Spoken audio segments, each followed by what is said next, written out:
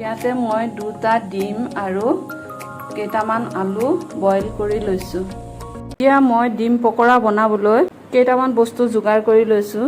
কেইটামান আলু বইল কৰি পিটিকি লৈছো আৰু দুটা কণী দুফালকৈ কৰি লৈছো। অকণমান পিয়াজ কাটি লৈছো আৰু নিমখ, হালধি, জলকীয়া পাউডাৰ, বগা জিৰা, মিট মছলা, ধনিয়া গুড়া, আদা, ৰচুন একেলগে গোটাই লৈছো আৰু মেগী অকণমান ভাঙি লৈছো, ময়দা অকণমান ঘুটি লৈছো।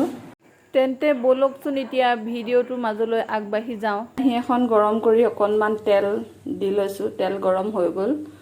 এতিয়া মই ইয়াতে পিঁয়াজ দিছো। অলপ ফ্ৰাই হ'বলৈ দিম। ৰেডি কৰি লোৱা সকলোখিনি মছলা, নিমখ, হালধি একেবাৰতে ঢালি দিলোঁ।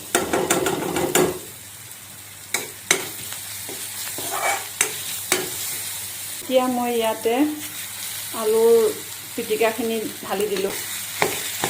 দি অলপ সময় মই ভাজি লৈ ইয়াক নমাই ল'ম।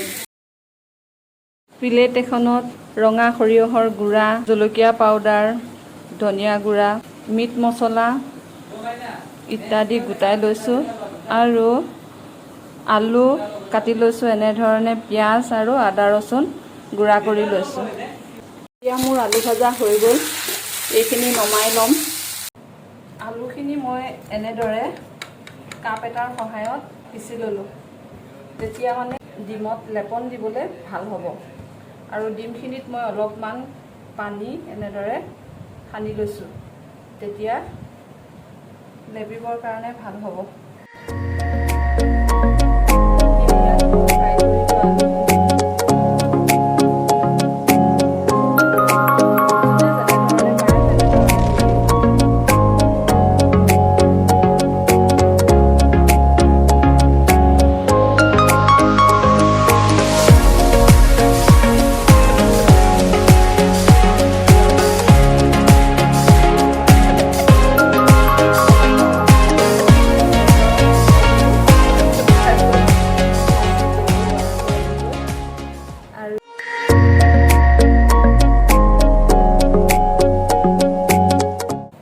এনেধৰণে মোৰ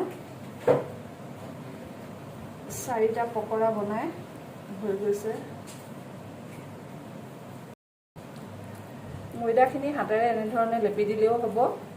সৰহকৈ বাতিত যদি বনাই লয়, এতিয়া মোৰ 4টা বনাই হৈ গ'ল। এতিয়া মই তেলত ফ্ৰাই কৰিম। কেৰাহীত প্ৰায় তেল গৰম হৈ গ'ল।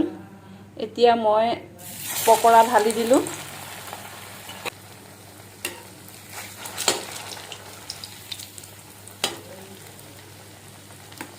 ইতিমধ্যে মোৰ 2টা পকৰা ভাজি হৈয়ে গ'ল।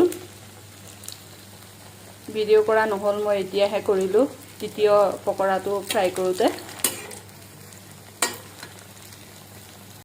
4টা পকৰা ভাজি হৈ গ'ল। এতিয়া মই নমাই ল'ম। এয়াই হৈছে ডিম পকৰা। আজি মোৰ ডিম পকৰা ৰেচিপি।